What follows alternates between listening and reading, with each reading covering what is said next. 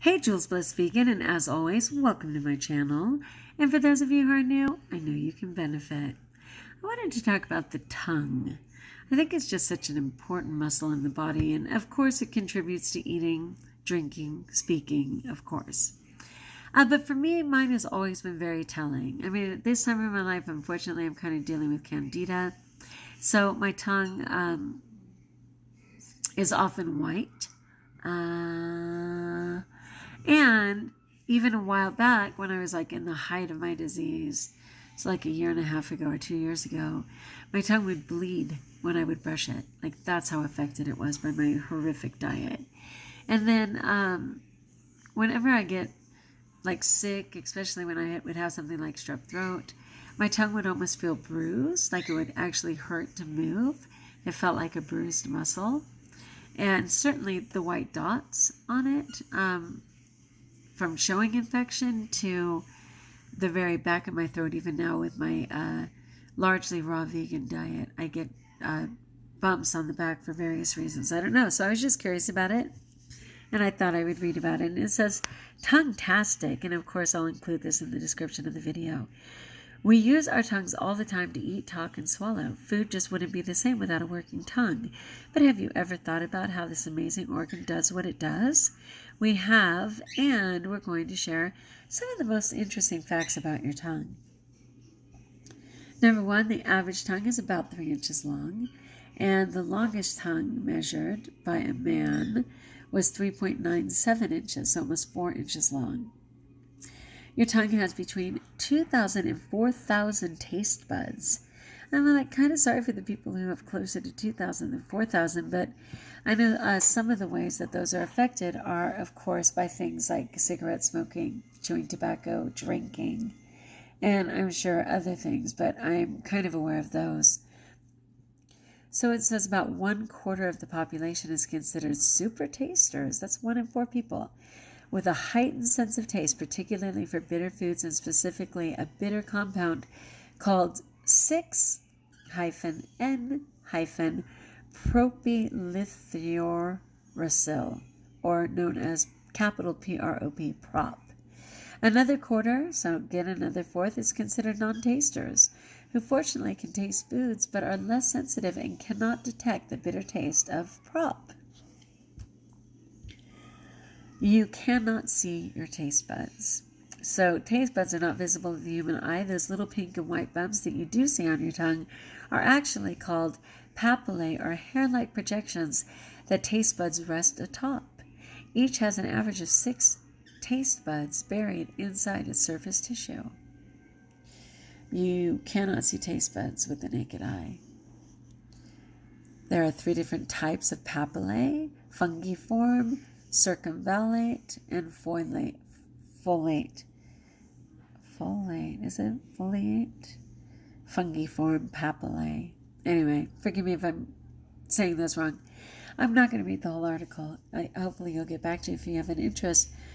The next one, you have taste buds other places besides your tongue. Who knew? So taste buds are in the back of the throat, on the epiglottis, which is that cartilage, that flap of cartilage at the back of your mouth, in your nose and sinuses, all the way down your throat to the top of your esophagus. And for infants and children, you have more cells that sense taste in the mucous membranes of their lips and cheeks. All these cells send signals to the brain that are converted into what we perceive as taste.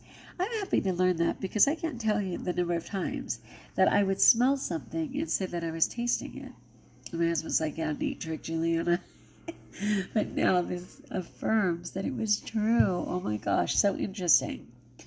You don't sense different taste in different areas of the tongue. All my life I was told that there were 4 different areas of the tongue that gave different taste. And this says, just like I said, we grew up believing the tongue had 4 taste zones, 1 each for sweet, sour, salty, and bitter. But this is not the case. These tastes, along with a 5th taste called the umami, or savory, the umami, which is for savory, can be sensed on all parts of the tongue. The sides of the tongue are more sensitive overall than the middle, and the back of our tongue is more sensitive to bitter taste. Interesting.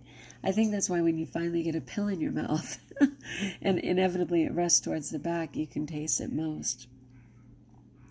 The tongue is not the strongest muscle in the body. I was told all my life it was the strongest muscle. The tongue is all muscle, but not just one muscle. It's made up of 8 different muscles that intertwine with each other, creating a flexible matrix, much like the elephant's trunk. It's called a muscular hydrostat, and the tongue muscles are the only muscles in the human body that work independently of the skeleton. So interesting. Your tongue muscles do have amazing stamina and are used constantly for eating, talking, and swallowing. The tongue just never seems to get tired. Praise God. Not just because I love to talk, but because, my gosh, I've had an eating career like very few people understand, and that tongue did its job. Taste buds are designed to keep us alive. Taste buds have helped us evolve as humans. In the beginning, the sense of taste helped us test the foods we ate, as bitter or sour taste might indicate poisonous plants or rotting foods. The back of our tongue is sensitive to bitter taste, so we can spit out poisonous or spoiled foods before we swallow them. So smart. Sweet and salty taste let us know foods were rich in nutrients. This is so interesting to me. Your tongue can get fat. If you get fat, so does your tongue. The human tongue has a high percentage of fat, and there is a correlation between tongue fat volume and obesity. A study in the journal Sleep showed that having a larger tongue with higher levels of fat might be a risk factor for obstructive sleep apnea, which of course is a serious sleep disorder in which people repeatedly stop and starts breathing while sleeping in obese adults. Luckily, I did not have sleep apnea. My husband did, and they wanted him to use a machine, and luckily he's dropped quite a bit of weight. But your tongue can get fat, which means it can get thin too. Okay, your tongue print is as unique as your fingerprint. Wow. Every person's tongue is unique and similar to fingerprints. Some see the potential for the tongue to act as an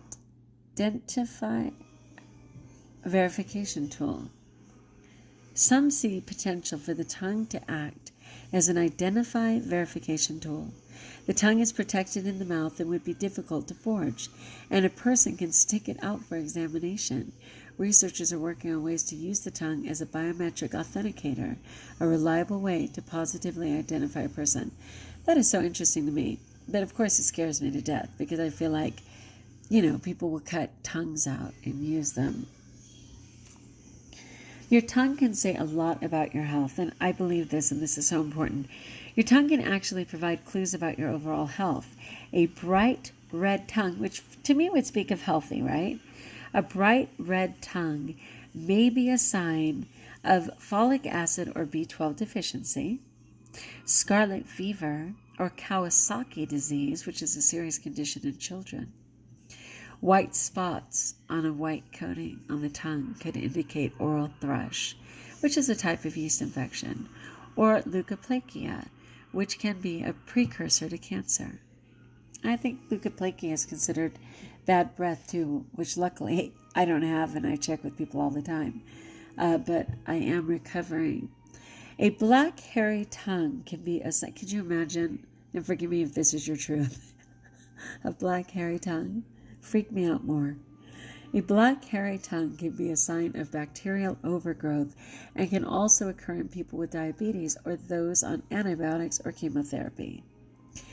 I know when I'm on antibiotics, my teeth can't get clean, and I don't know about my tongue. I'm sure this is from a ton of antibiotics, and in fact, I indicated that I'd been trampled by my horse more than once, and the last time I was trampled by a horse, the first time I was in the hospital for 10 days, and of course they gave me mega antibiotics.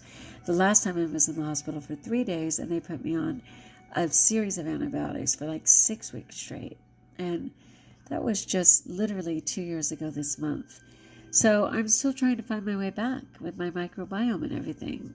Painful bumps on the tongue may be canker sores, which are considered mouth ulcers, or oral cancer. Of course, I always have to go to the big stuff, right? If you have any symptoms or concerns about the appearance of your tongue, see your doctor. All right, I was just interested in the tongue. I hope that was interesting to some of you.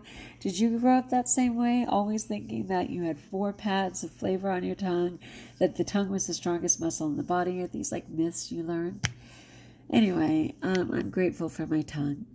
And I was thinking, who is the saint that's in charge of the tongue? Don't tell me. It starts with a B, right? Okay. I am tired, people. I had to do an evaluation today. I was very brave, and I'm just tired. I ate right, praise God. I'm still going to exercise, but I am tired. Saint Basil, Basil, B-A-S-I-L, Saint Basil. Okay, so my mistake. Saint Blaise is the one that they bless the throat. He's the patron saint of the throat. He is venerated as a patron saint of sufferers from throat diseases. If you have some kind of a throat disease, it's I think it's pronounced Blaise, B-L-A-I-S-E. But what I was remembering was Saint Anthony, the founder of Lost Objects. Saint Anthony of Padua in Italy. I went to Padua, Italy, and Saint Anthony's tongue remained incorrupt. It was crazy. He died in like 1236 or something like that. And in 1263, when they went to unbury him, the only thing left was his tongue, which has never disintegrated, corrupted, or died away. And they have it like in a glass box, which I know is freaky as heck. But I saw that when I was in Padua, Italy. Wow. Don't ask. Ask God when you see him. Anyway, like if you like. Join us if you haven't. Please leave comments below so that I can support you. Do you have any tongue situations or issues? Have you pierced your tongue before? I have grandkids that have pierced their tongues. It is messy and yucky. But whatever, right? All right. Until we talk again. I don't know when I'll sleep, but I pray it's tonight. Love you. And best of all, know that you're blessed.